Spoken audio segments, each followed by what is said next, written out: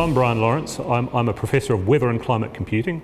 I'm director here at the Rutherford Lab of the Centre for Environmental Data Archival, and I'm also director for the National Centre for Atmospheric Sciences Models and Data Division. Probably the most exciting things we do here are bleeding edge climate science and atmospheric science. So we do a range of things to support the national and international communities in their analysis of climate data from high-performance computing facilities all around the world.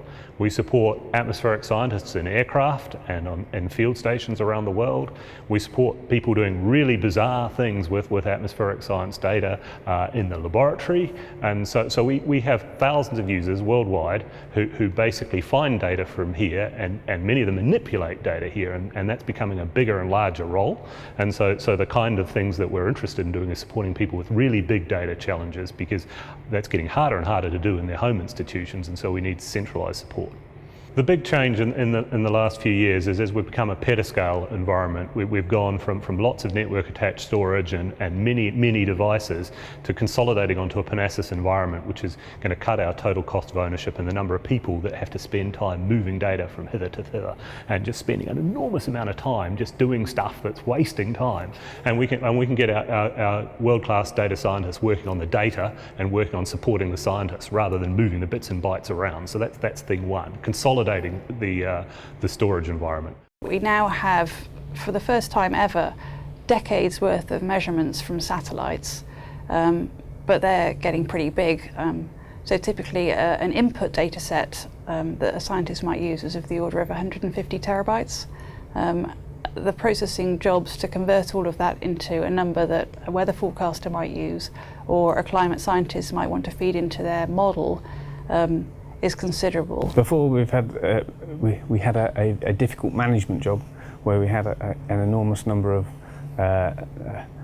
network attached storage boxes, and we had to control what was on each one very individually. It's very difficult. You can't suddenly grow your NAS box to a huge size. You have to work out you have to buy the next biggest one. Much of our problem with network attached storage was it was chewing up people. It was chewing up sysadmin, it was chewing up data scientists, moving data around. Now we're in a situation where much of that is being reduced to a portion of one person.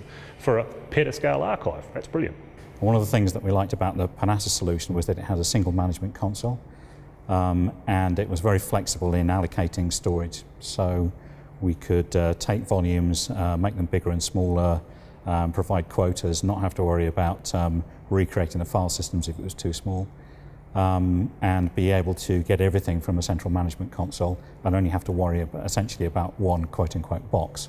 Even though the system is composed of a number of individual computers, we don't actually see that from the management perspective. A lot of the data we have from satellites, numerical models, is absolutely vast, and you have to be able to keep that data long-term and pass it on. So you need robust hardware, which Panasas comes in, and you need the volume, where Panasas helps considerably.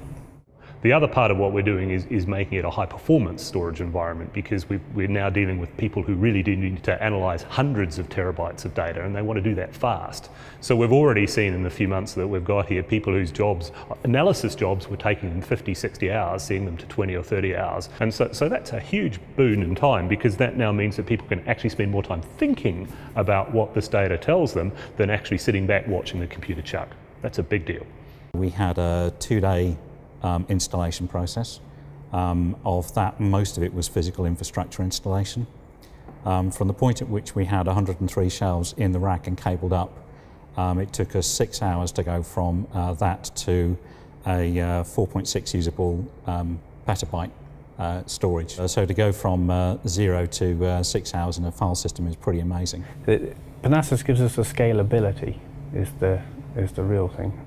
The Panasas system is already helping our users to analyse the data, to process the data, and to get a better understanding of the climate system than we were able to previously. What gets me out of bed in the mornings is doing a great job for great science. Panasas is the way to do this.